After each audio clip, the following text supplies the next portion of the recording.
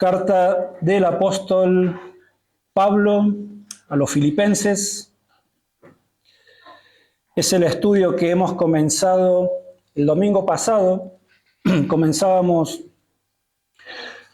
nuestro estudio de esta carta y a modo de introducción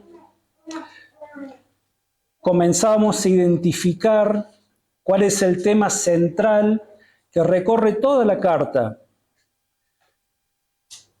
Y el tema central que nosotros podíamos identificar porque, entre otras cosas, veíamos de que en 12 oportunidades, en esta carta que es muy breve, son 4 capítulos nada más, pero en 12 oportunidades Pablo hace referencia a lo que es el tema central de esta carta, que es el gozo. Y cuando Pablo habla del gozo, está hablando no de cualquier gozo, sino de esa felicidad que es auténtica, que es verdadera, esa felicidad que nunca deja de ser, ese gozo y ese estado de felicidad que no es afectado por las circunstancias externas de la vida. Pablo está haciendo referencia a este gozo y es el tema de la carta, y que es un gozo que está disponible para todo aquel que ha pasado verdaderamente por la experiencia de la salvación de su alma. Una persona que ha entendido con absoluta claridad, que ha sentido de parte del Espíritu Santo de Dios y porque ha estado expuesto a la palabra de Dios, y ha entendido de que es un pecador, de que es una pecadora, y ha entendido de que con la gravedad de los pecados que ha cometido contra Dios, el merecido castigo que merece es la condenación eterna, y al haber entendido cuál es su condición delante de un Dios santo, pero al haber entendido también de que ese Dios santo envió a su Hijo al mundo para ofrecerse en sacrificio y morir en una cruz por causa de esos pecados, pues esa persona ha venido con un corazón absolutamente humillado, quebrantado, y ha clamado por el perdón de sus pecados y ha depositado su confianza nada más que en el sacrificio del Hijo de Dios en la cruz, pues esa es una persona que ha pasado por la experiencia de la salvación y ha rendido su vida al Señor Jesucristo. Entonces Pablo nos viene diciendo de que este gozo y esta felicidad está disponible solamente y nada más para los que ahora forman parte del pueblo de Dios, los que ahora han sido acogidos por Dios en su familia, para aquellos que ahora forman parte de su iglesia. Entonces decíamos también el domingo pasado de que nosotros vivimos en un mundo en donde la tristeza, la depresión, la insatisfacción, la frustración y tantas otras cosas más forman parte del diario vivir de los seres humanos, en cualquier lugar del mundo. Y si llega algún momento de felicidad a la vida de las personas, pues ese momento no va a tardar mucho tiempo en que sea empañado por alguna forma de sufrimiento, por algún dolor, por alguna frustración. Algo llega siempre que empaña ese gozo de las personas. Y algunas personas hasta ya pierden la esperanza de que algún día sus vidas puedan llegar a cambiar para mejor. Y ya han perdido completamente todas sus esperanzas, y este estado de desesperanza en muchos casos y muy lamentablemente termina siendo causa de suicidio. Lo vemos permanentemente. Pero nosotros venimos a la palabra de Dios, venimos a la bendita palabra del Señor, y en especial cuando vemos toda la palabra de Dios, pero de una manera muy especial esta epístola de Pablo a los Filipenses, en donde él nos está enseñando de que el verdadero deleite y el verdadero gozo de la vida no es una felicidad, no es un gozo pasajero, no es algo que dependa necesariamente de las circunstancias que rodean la vida de las personas. No se refiere a este gozo pasajero, a este gozo que es tan endeble, que es tan débil, que tenés un rato de felicidad y en el momento sucede algo que te hace de que todo ese tiempo de felicidad se venga abajo y de nuevo ya estás sufriendo. No se refiere a este tipo de gozo. Pablo está haciendo referencia al verdadero gozo, a la verdadera felicidad que no depende de las circunstancias externas, sino que depende de una confianza que es absoluta, una confianza que es profunda y es permanente. ¿Confianza en qué? En que ahora entre ese hijo y esa hija de Dios y su Señor y su Salvador, ya todo está bien.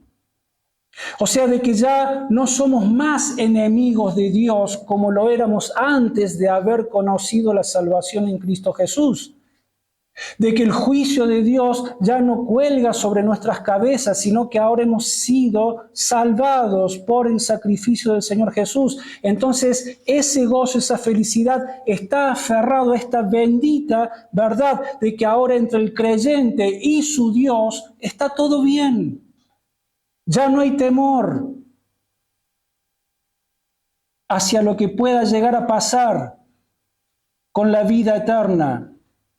Pero al mismo tiempo es un estado de gozo y de felicidad que ha sido establecido en el corazón del creyente en el mismo momento de que la gracia de Dios fue derramada, justamente en ese momento de la salvación, pero no es algo que solamente empezó y terminó ahí, sino que es un estado de gracia, de gozo y de felicidad que se sostiene durante todo el tiempo que la persona permanece viva en esta tierra, en tanto y en cuando mantengamos esa relación viva y verdadera con Dios.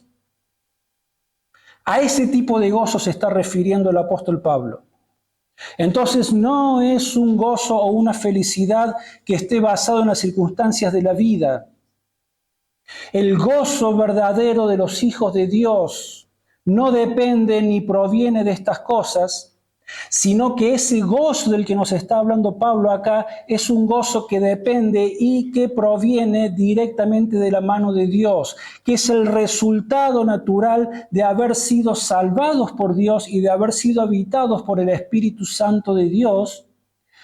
Y terminábamos el domingo pasado mencionando 5 razones bíblicas para fundamentar esto que estamos diciendo, esto que el apóstol Pablo está diciendo en la carta a los Filipenses.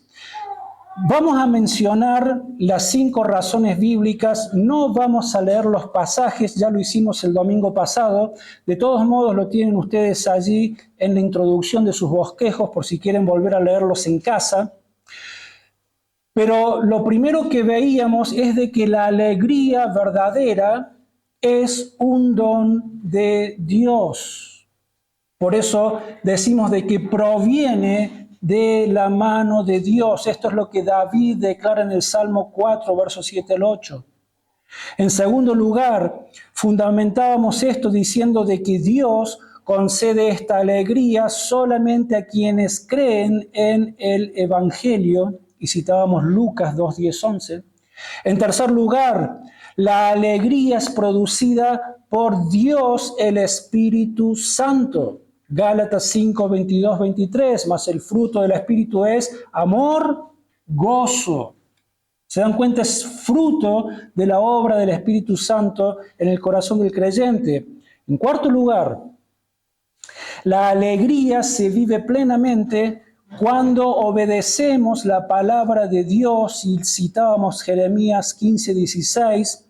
Y en quinto lugar, la alegría de los creyentes se torna completa cuando han puesto su esperanza en las glorias del cielo y en que verán en esa gloria a su bendito Salvador. 1 Pedro 1, 8 al 9. Entonces el tema central de la carta de Pablo a los filipenses es este gozo, es esta felicidad, es esta alegría. Y Pablo les está animando a esta iglesia tan amada por él a poder alcanzar el mayor grado de madurez espiritual, porque aprender a vivir en este gozo es un gozo que está disponible para todo hijo e hija de Dios, pero también está relacionado con que nosotros podamos crecer en nuestro entendimiento de lo que Dios ha hecho por nosotros en Cristo Jesús. Y para esto necesitamos crecer en nuestro entendimiento, crecer en nuestro carácter, permitir que las verdades de Dios moldeen nuestro corazón. Entonces, Pablo lo que está haciendo es animar a estos hermanos queridos a que ellos puedan alcanzar el mayor grado de madurez espiritual posible y a que aprendan a poder vivir en la esfera, en la dimensión de este gozo que es sobrenatural, porque proviene de Dios. No es algo que lo podamos generar nosotros, es algo que Dios lo realiza en nuestro corazón y nosotros respondemos de manera gozosa. Sí, nuestro corazón se hincha de gozo cuando vez tras vez tras vez, día tras día tras día, meditamos en estas verdades preciosas y nos aferramos a ellas, porque sabemos que son verdad absoluta, porque sabemos de que Dios no miente. Y sabemos en quién hemos creído, sabemos en quién hemos depositado nuestra fe. Es la obra sobrenatural del Espíritu Santo en nuestros corazones. Por eso decimos de que no es un gozo que dependa de las circunstancias. Y cuando cuando comenzamos a crecer y ese gozo cada vez ocupa más y más terreno en nuestra vida, en nuestras emociones, en nuestros proyectos, en todo lo que tiene que ver con nuestra vida, pues entonces eso es evidencia de que estamos creciendo espiritualmente. Porque al mismo tiempo, cuando aprendemos a vivir aferrados a este gozo, al mismo tiempo te vas dando cuenta de que ya no te afectan tanto aquellas cosas que antes te afectaban emocionalmente, y que te deprimían, y que te tiraban abajo, y que estábamos ahí agarrados como encadenados a ciertas circunstancias porque no estábamos viendo esto que es infinitamente más glorioso. Y ese es el propósito. Que podamos crecer, que podamos madurar, porque esto va a ser evidencia de madurez espiritual y sobre todo también es evidencia de que realmente somos del Señor. Los hijos e hijas de Dios necesariamente debemos crecer, debemos madurar.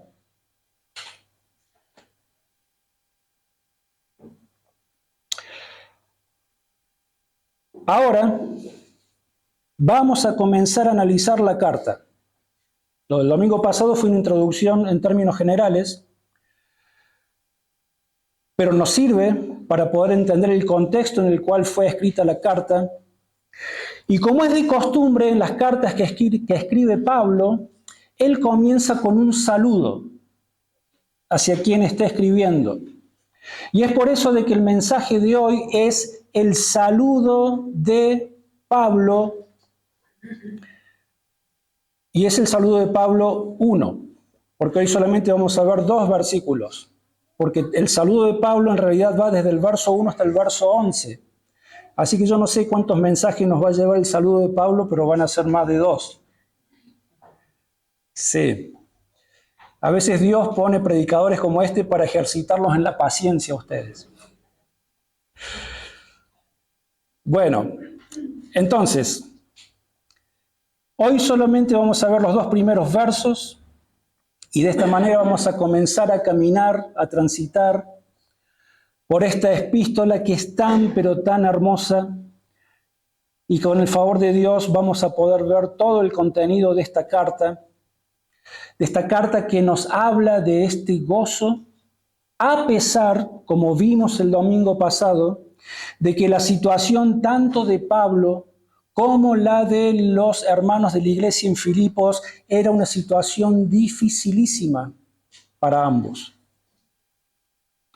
Pero el Señor quiere enseñarnos una vez más a que podamos experimentar el gozo de su salvación. Entonces leamos, por favor, Filipenses capítulo 1, verso 1 y 2.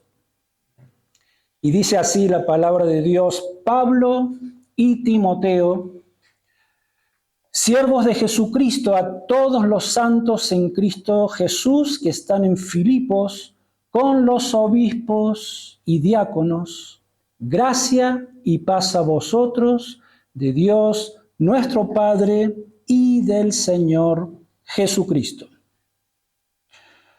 Pablo comienza refiriéndose a él y a Timoteo como que son siervos del Señor. Ahora nosotros sabemos de que el apóstol Pablo no formó parte de ese grupo privilegiado de los 12 apóstoles del Señor Jesús. Bueno, sabemos que Judas traiciona al Señor, obviamente nunca fue un creyente verdadero, es reemplazado por Matías y ahí queda formado de nuevo ese grupo de los 12 apóstoles. Pero después de que el Señor Jesucristo asciende a los cielos, después de haber resucitado, el Señor Jesucristo va a llamar a este hombre, Pablo, para que se sumase a su equipo de apóstoles. Entonces Pablo también va a ser un apóstol que es llamado después de que han sido llamados los anteriores. Y ha sido tanta la importancia de lo que Dios realizó a través de Pablo, ha sido tan pero tan importante el ministerio que Pablo llevó adelante, que en realidad no tenemos todos los detalles de todo lo que Dios hizo a través de este hombre, pero con todo lo que tenemos ya tenemos información de sobra para entender de que no fue un hombre cualquiera, ni siquiera un apóstol más entre el resto. Nosotros en el Nuevo Testamento tenemos ni más ni menos que 13 cartas, 13 epístolas que han sido escritas por el apóstol Pablo, y es el registro que nosotros tenemos. Pablo escribió muchas otras cartas más que no han sido conservadas. Nosotros sabemos, no lo vamos a buscar ahora, pero la misma información que nos da la carta a los Corintios nos informa de que Pablo no escribió solamente 2 cartas a los Corintios. Pablo escribió 4 cartas a los Corintios, como mínimo, de las cuales solamente se conservaron lo que conocemos como primera y segunda carta a los Corintios.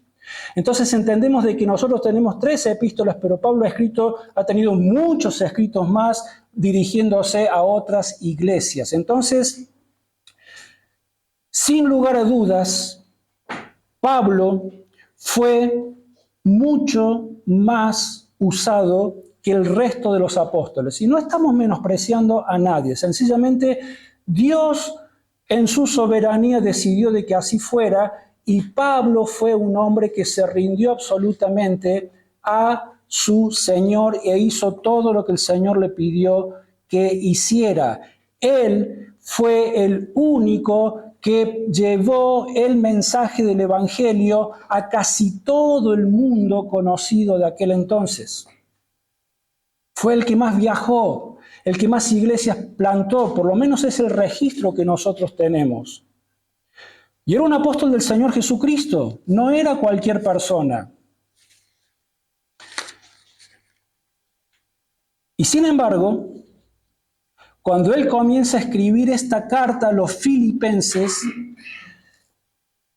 es muy llamativo, es un dato muy interesante y ya vamos a ver por qué. Él se refiere a sí mismo y a Timoteo simplemente como que son siervos del Señor. Por eso dice la primera parte del verso 1, Pablo y Timoteo, siervos de Jesucristo. Así comienza su presentación. Él no hace mención en esta oportunidad, como lo hace en otras cartas, a su autoridad apostólica.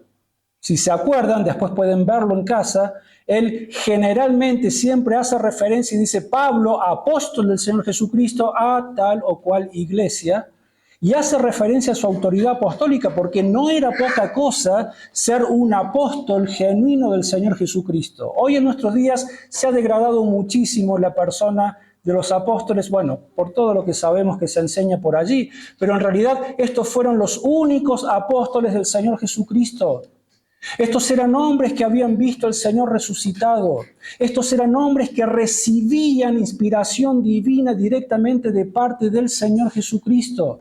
Estos eran hombres que eran respaldados por el Señor a través de los milagros y señales tremendas que hacía a través de ellos para que la gente creyera que ellos eran verdaderos apóstoles del Señor Jesucristo. Estos eran hombres con una autoridad tremenda. Estos eran los fundamentos de la iglesia. Cuando la iglesia recién comienza a caminar, a crecer, la iglesia crecía sobre el fundamento de la enseñanza de los apóstoles. Entonces no eran hombres cualquiera, eran hombres de una importancia, de una influencia tremenda. Pero Pablo acá se guarda y no dice, yo soy un apóstol de Jesucristo. Él dice sencillamente, tanto Timoteo como yo se ponen a la par y dice, somos siervos del Señor Jesucristo. Y Pablo también va a hacer referencia en el resto de la carta de que no solamente él y Timoteo, sino todos los creyentes somos siervos del Señor Jesucristo. Ahora, ¿por qué está haciendo esto Pablo? Porque el tema del gozo en la vida de los hijos e hijas de Dios, entre otras cosas, está absolutamente arraigado al tipo de vida que vivimos. Se nos llama a ser humildes. Se nos llama a ser personas que no nos exaltemos por encima de los demás. Se nos llama a ser personas que nunca nos olvidemos de dónde nos ha rescatado el Señor Jesucristo. Es por eso que después, esto no lo tienen en sus bosquejos, pero pueden tomar nota, en el capítulo 2, él va a decir algo, él va a decir, nada hagáis por rivalidad o por vanidad, antes bien con humildad, estimando cada uno a los demás como superiores a él mismo, no buscáis vuestro propio provecho, sino el de los demás. Y después, inmediatamente, desde el capítulo 5, desde el verso 5 en adelante, viene esta declaración gloriosa que ya vamos a llegar allí, pero es cuando dice, haya pues en vosotros este sentir que hubo en Cristo Jesús, quien siendo Dios, se despojó y vino y se hizo, entre otras cosas, siervo. Y murió y se humilló hasta lo sumo, hasta la muerte y muerte de cruz.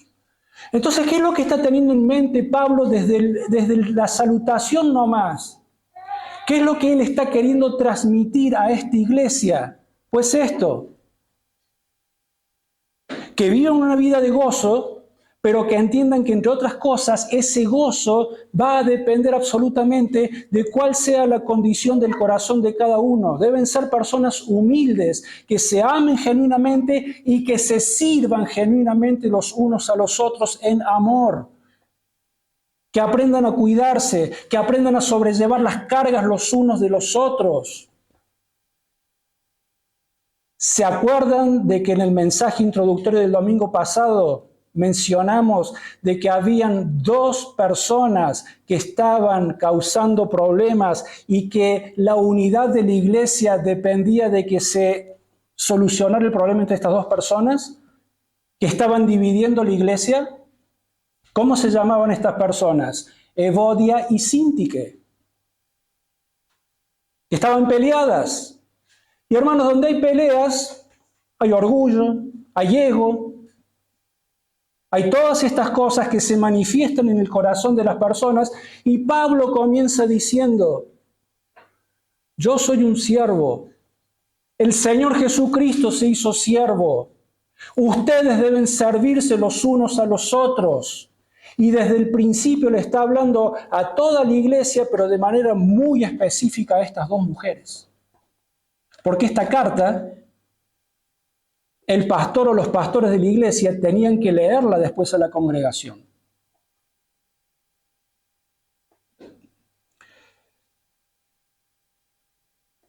Entonces,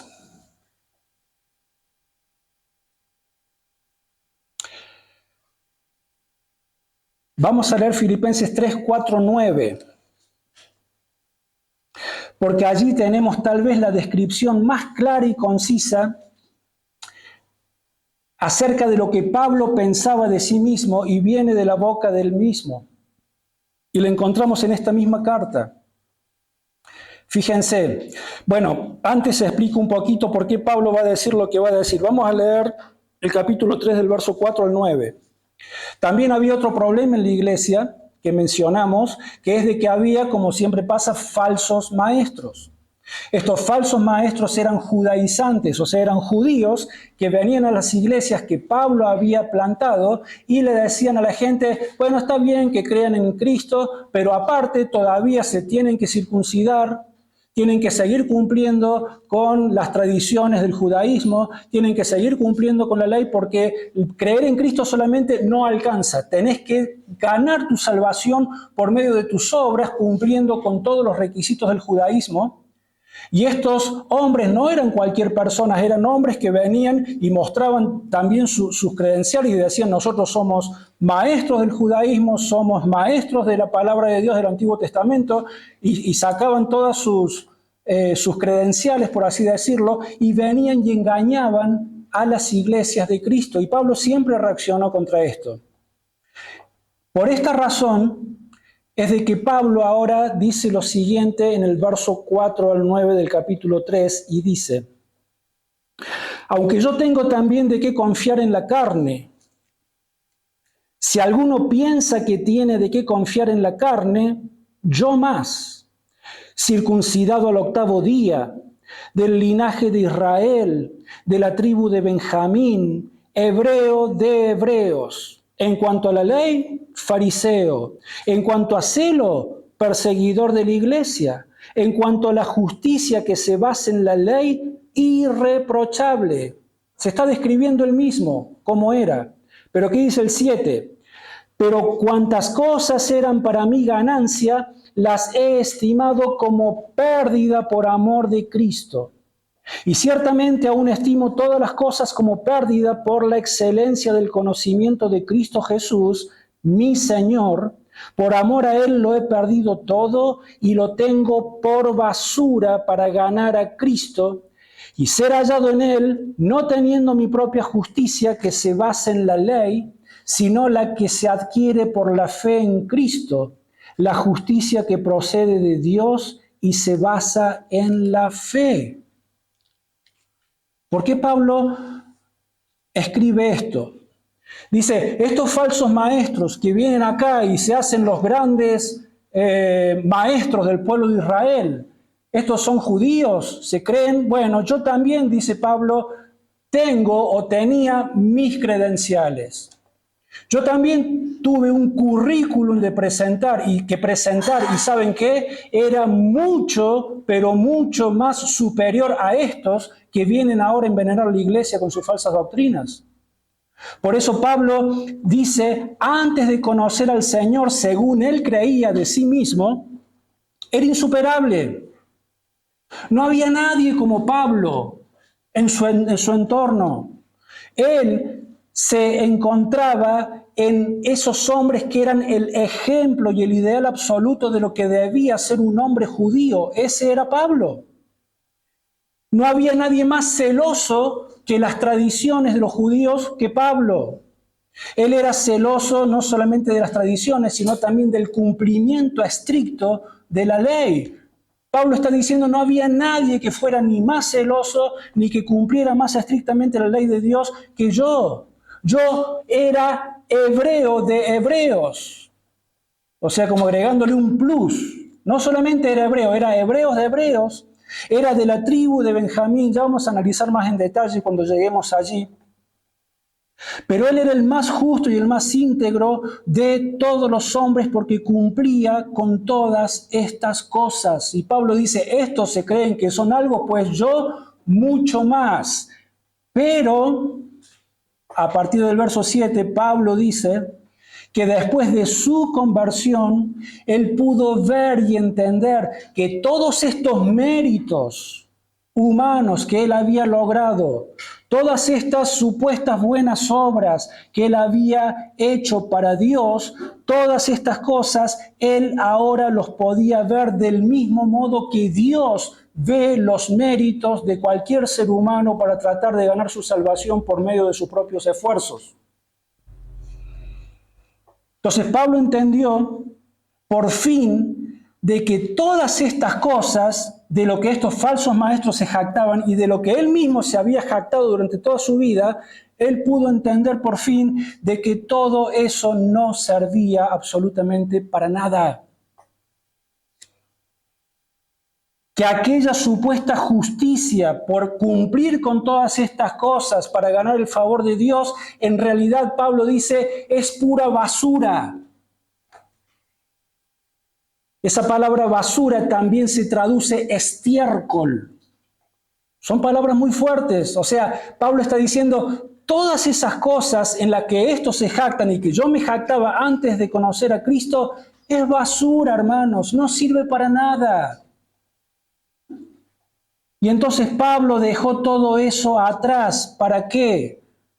Para alcanzar la justicia que es de Dios por la fe que es en Cristo Jesús.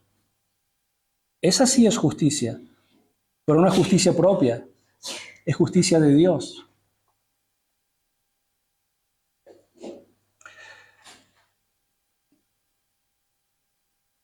Entonces vemos a un apóstol que en este momento se describe como siervo, un hombre que jamás se había olvidado de dónde lo rescató el Señor.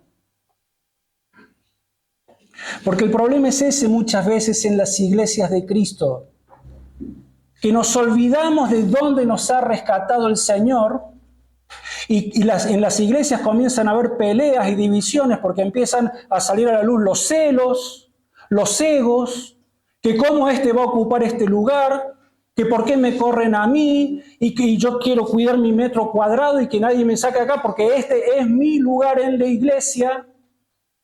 Y comienzan a haber peleas y discusiones y las iglesias se dividen. Y Pablo dice, hermanos, no están entendiendo de dónde el Señor lo sacó y lo que le costó la salvación al Santo Hijo de Dios. Por eso va a hacer referencia a la humillación en el capítulo 2 del Hijo de Dios, lo que le costó a Él la salvación de nuestras almas. ¿De qué ego me están hablando? Y Pablo pensando en Euodia y en Síntique. Ahora le podemos poner el nombre que querramos a esas dos personas. Pero es lo que pasa en las iglesias tantas veces. Y Timoteo era compañero de Pablo. Y Timoteo compartía la misma justicia. Y también lo presenta Pablo como que este también es un siervo de Dios. A esta altura Timoteo ya había sido nombrado por Pablo como pastor. Timoteo ya había estado ministrando en la iglesia de Éfeso y en otras. A Corintio lo había enviado alguna vez. Timoteo también era un hombre de renombre, si se quiere, y sin embargo lo presenta como un siervo.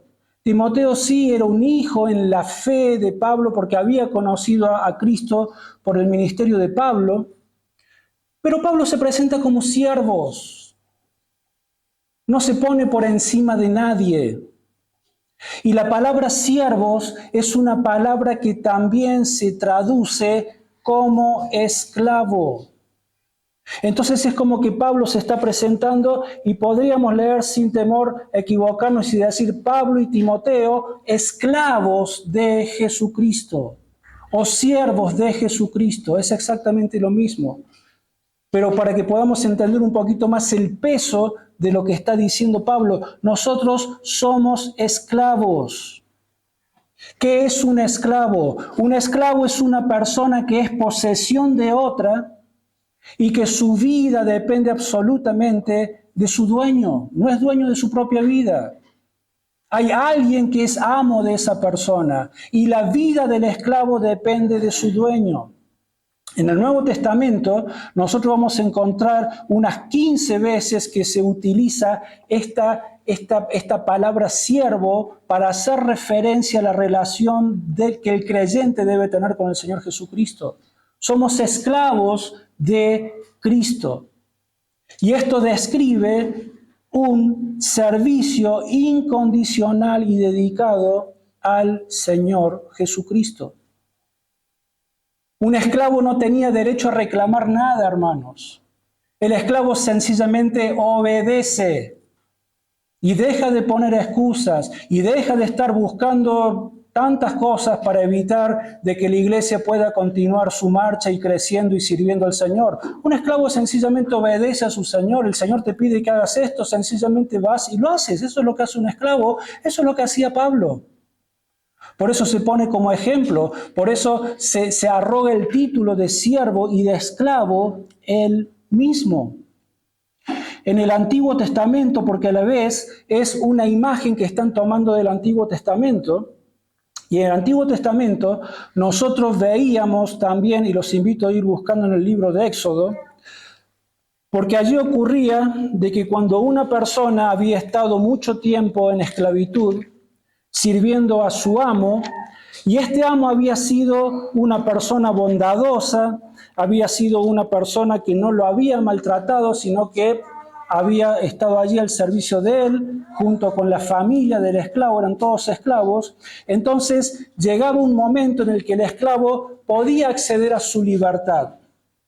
Pero el esclavo decía, yo en realidad no quiero ser libre de este amo, porque me trata bien, porque es de bendición para mi vida, para mi familia. Entonces yo quiero quedarme para siempre siendo esclavo de esta persona. No quiero ir al mundo donde anda a saber qué es lo que me va a pasar. Entonces esa persona agarraba y decía, yo quiero ser un esclavo para siempre. Y esto lo vemos en Éxodo 21, 5 al 6.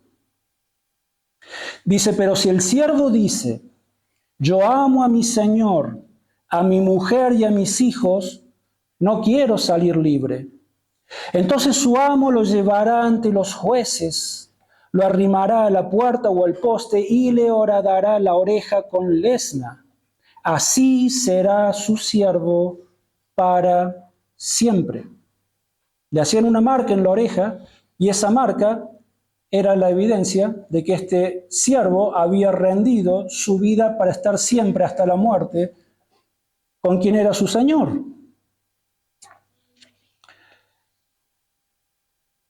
Entonces, estos entendían que ser esclavos de por vida, para ellos, ¿en qué resultaba? En que era una vida de gozo, de felicidad, porque ser esclavo de ese amo era mucho mejor que andar por la vida sin saber de qué iba a vivir, qué le iba a pasar, qué peligros podía afrontar.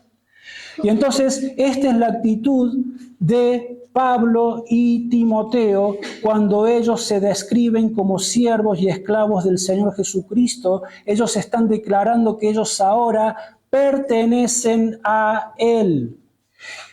Y esto es porque no existe absolutamente nada en la vida que sea más glorioso ni que produzca tanto gozo en la vida de los hijos de Dios que ser esclavos de aquel quien nos amó, de aquel que es el Señor y Rey del universo y que sin embargo se entregó a sí mismo para salvar nuestras almas, para tratarnos con bondad y para suplir todas las necesidades de nuestra vida en este mundo y en la vida venidera.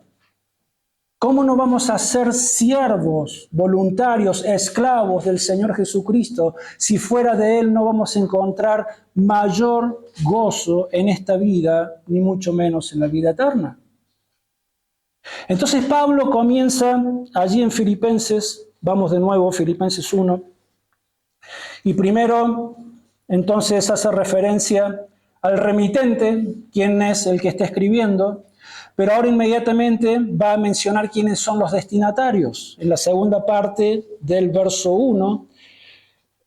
Entonces, ahora dice, a quienes es dirigida la carta y dice: a todos los santos en Cristo Jesús que están en Filipos con los obispos y diáconos. Ahí están los destinatarios.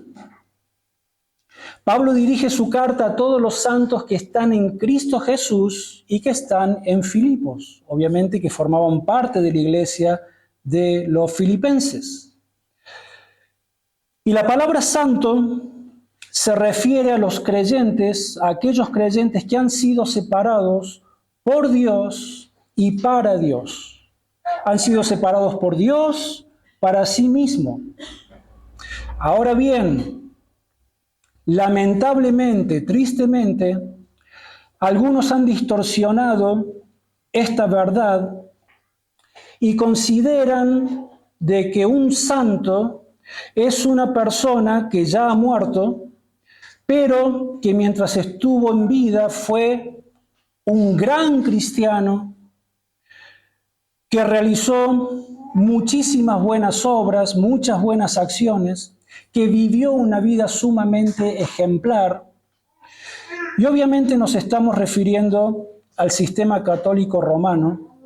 Y cuando hacemos esto, sea que nos refiramos a este sistema o que hagamos referencia a cualquier otro sistema religioso que vaya en contra de la palabra de Dios,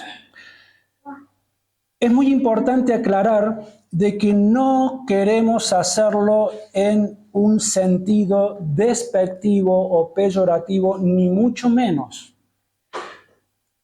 No somos llamados, hermanos, a estar criticando a otras personas que tienen otro tipo de práctica que nosotros sabemos que son contrarias a las Escrituras. Porque otra vez, sobre todo en nuestros días de redes sociales, creo que todos deben haber visto, y hay muchas personas que lamentablemente, aún incluso dentro de círculos bautistas reformados, le dedican mucho tiempo a subir contenido en las redes sociales para criticar de una manera burlona a aquellos que no entienden las Escrituras como nosotros las entendemos. ¿Y saben qué? No es la forma. No es la forma, hermanos, porque otra vez, no nos olvidemos de dónde nos rescató el Señor. No nos olvidemos de que si nosotros tenemos el privilegio de poder descubrir día tras día, de a poquito, lo que es la verdadera, la sana doctrina, eso no nos pone por encima de nadie, ni nos pone en un lugar para estar riéndonos o burlándonos de los demás. Eso no lo debemos permitir ni tolerar. Estamos para ser de bendición a los demás. Estamos para predicar la palabra de Dios, no para exponer los errores o las debilidades de otros de una manera, bueno, ustedes me entienden. Pero lamentablemente hay mucho de eso, ¿sí? Y como digo, lo más lamentable es que ocurre dentro de iglesias que también se llaman bautistas y reformadas. Entonces vamos a hacer referencia a lo que significa esto en el sistema católico romano, porque creo que todos nosotros conocemos a personas que son católicas romanas, o que podemos llegar a tener un contacto con ellos. ¿Y qué es lo que tenemos que hacer? Ayudarlos. Ayudarlos a que entiendan lo que dice la palabra de Dios, no a condenarlos, no a señalarlos, no a reírte, no a hacerlo pasar vergüenza. Estamos para ser de bendición como Dios lo es para con nosotros. Entonces la idea es poder de que nosotros podamos ayudarles a entender de que esta doctrina es una doctrina que no está en la palabra de Dios, por lo tanto es falsa. Pero el sistema católico romano dice de que los santos, estas personas, deben ser reverenciados una vez que después de la muerte han sido canonizados. Aquellos que cumplen con ciertos requisitos, y son requisitos muy, pero muy exigentes. Entonces, ¿qué es canonizar? Canonizar es esto, es declarar solemnemente santo y poner en el catálogo, en la lista de todos los santos que tiene el catolicismo, y declararlo como que es un siervo de Dios que previamente ha sido beatificado. ¿Qué significa ser beato o beatificado? Es un paso anterior.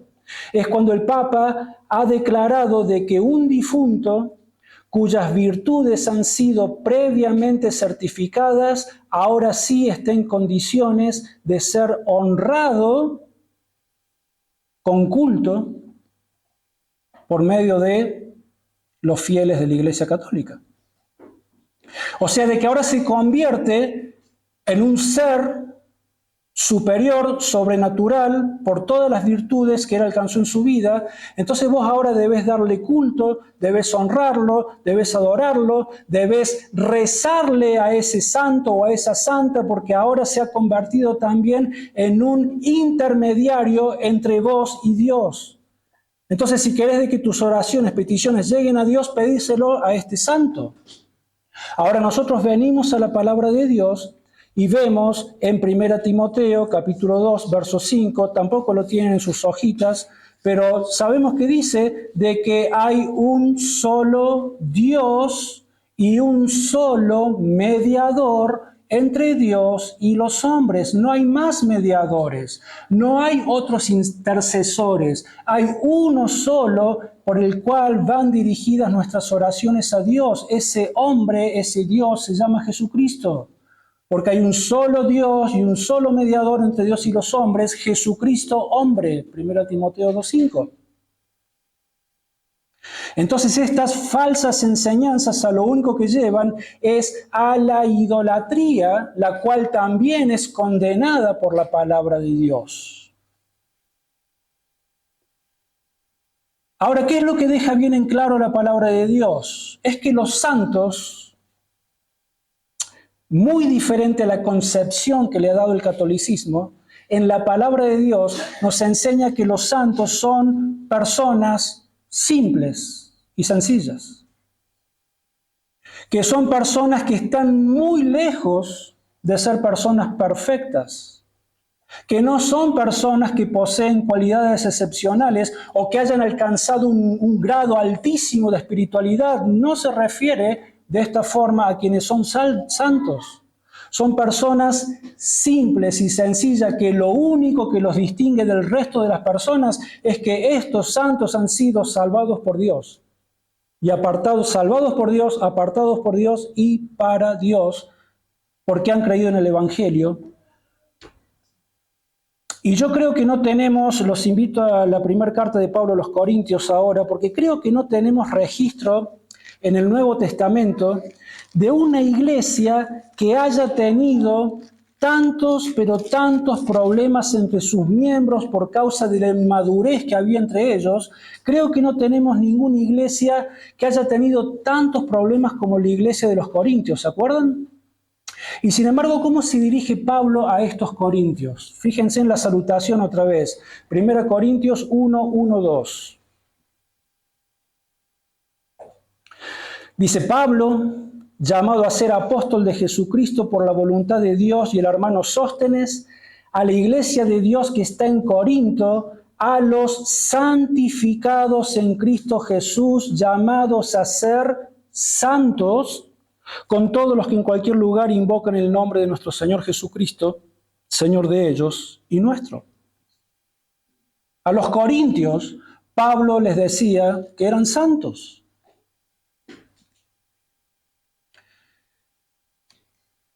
Primera carta de Pedro, capítulo 2, verso 9 al 10.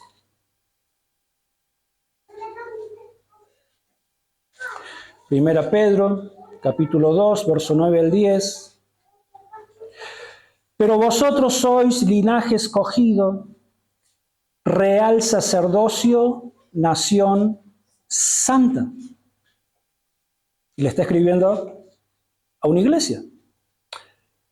Pueblo adquirido por Dios para que anunciéis las virtudes de aquel que os llamó de las tinieblas a su luz admirable. Vosotros que en otro tiempo no erais pueblo, ahora sois pueblos de Dios, en otro tiempo no habíais alcanzado misericordia, ahora habéis alcanzado misericordia. Si ahora sois santos, si ahora sois pueblo de Dios, es porque alcanzaron la misericordia de Dios, o porque, mejor dicho, la misericordia de Dios te alcanzó a vos. Pero no nos hace mejor que nadie. No nos hace superior a nadie. Nos convierte sencillamente en trofeos de la gracia y de la misericordia y del amor de Dios.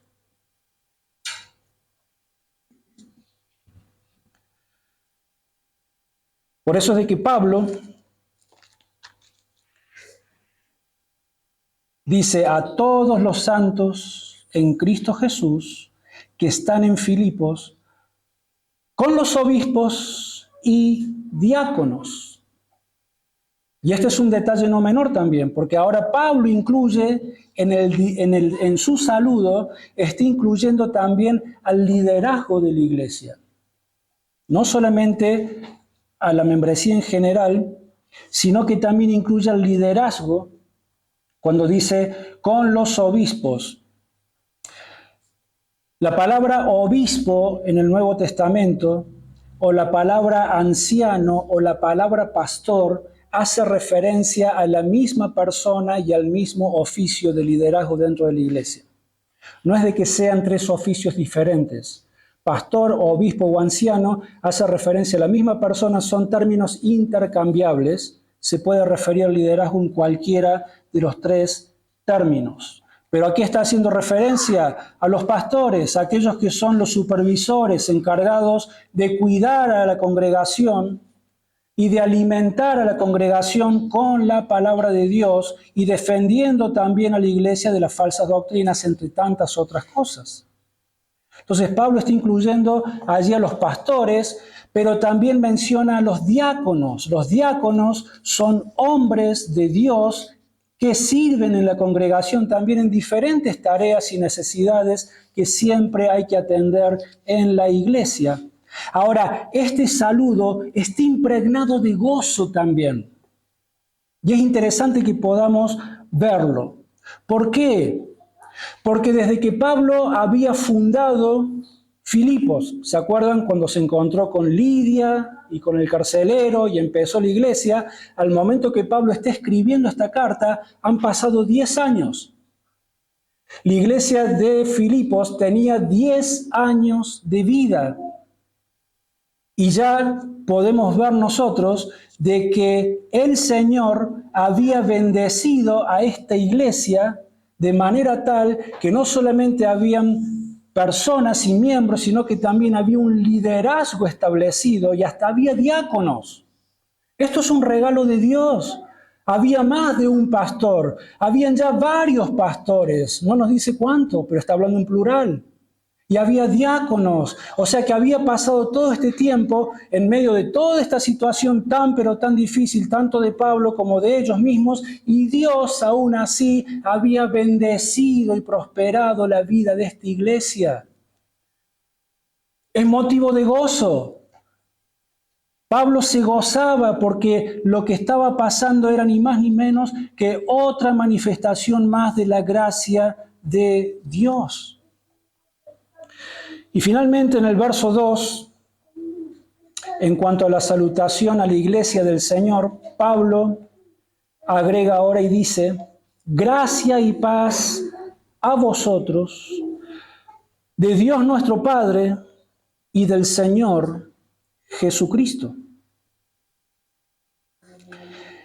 Y esta salutación, esta expresión de gracia y paz a vosotros, esta sí la encontramos en cada una de las 13 cartas que Pablo ha escrito a cada una de las iglesias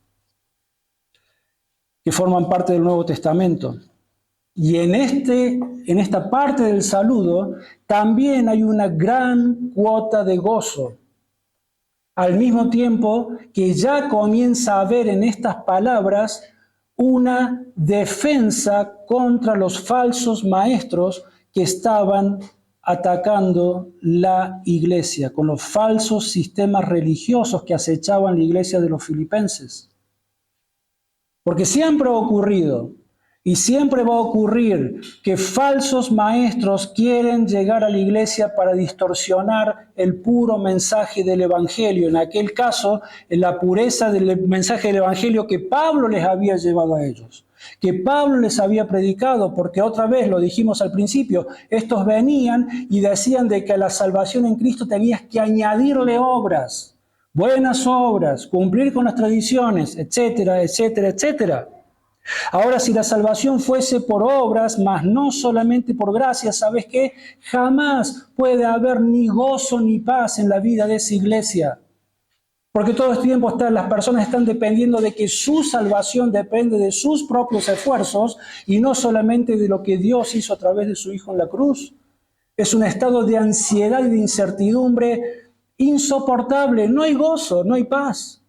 Pero Pablo dice, gracia y paz a vosotros de Dios nuestro Padre y del Señor Jesucristo. Hermanos, tengan gozo y tengan paz.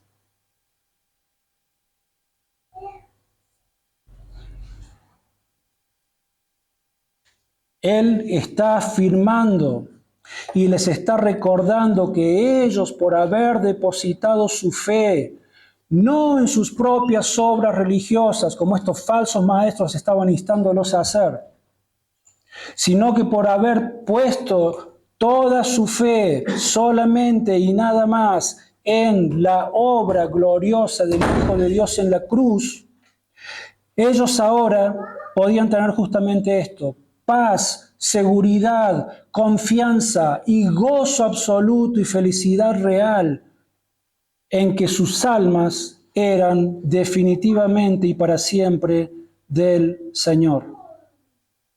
Y este es el gozo al cual se está refiriendo Pablo. Otra vez, vamos a ver muchas aristas que están conectadas con el verdadero gozo. Pero este es el gozo que está hablando Pablo. Esto es lo que producía este gozo interminable en el corazón de Pablo. Y es lo que Pablo quería lograr en la iglesia de los filipenses, y este es el motivo de gozo inagotable que debe abundar en el corazón de cada uno de los hijos e hijas de Dios que formamos parte de su iglesia hasta que el Señor regrese. No existe, hermanos, ningún otro lugar al que podamos ir, acudir, para poder encontrar esta manifestación tan, pero tan plena, tan completa de gozo, paz, seguridad y de salvación eterna. No lo vamos a encontrar en los brazos absolutamente de nada ni de nadie, porque no nos ha sido dejado bajo el cielo ningún otro nombre en el que podamos tener salvación, solamente el nombre de nuestro bendito Señor Jesús. Allí es donde nosotros vamos a encontrar otra vez la suficiencia absoluta. La persona y la obra del Señor Jesucristo a nuestro favor es la que llena, suple de manera más que abundante todas las necesidades de nuestra vida, de nuestra alma, de nuestro corazón. Toda manifestación de gozo y plenitud la encontramos solamente y nada más que en la persona del Santo Hijo de Dios. Vamos a Él en oración entonces. Señor, gracias una vez más por permitirnos seguir conociendo este amor inefable que descendió del cielo, que se despojó de su gloria, que se hizo como uno de nosotros, se humilló, se hizo siervo, fue hasta la muerte y muerte de cruz. E hizo todo esto, Señor, para poder ganar no solamente la salvación de nuestras almas, sino para poder llenar cada espacio de nuestro ser con su gozo, con su paz, con su salvación, desde el mismo momento en que pasamos por la bendita experiencia de la salvación de nuestras almas, y así habrá de ser por el resto de la eternidad. No hay duda de que no existe absolutamente nada en ningún lugar del universo que pueda llegar a producir lo que tu amor ha producido en cada uno de nosotros. Por eso, Señor, te damos gracias, te alabamos, te bendecimos, honramos tu santo y alto nombre. En el nombre de Cristo Jesús oramos. Amén. Qué grande amor y redención es Cristo.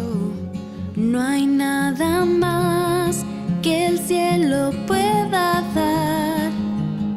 Mi rectitud, mi libertad y gozo, mi gracia es Él, mi eterna y dulce paz. Me aferro a Él, Jesús es mi esperanza. Vivo en Él, por siempre suyo soy. Asombroso.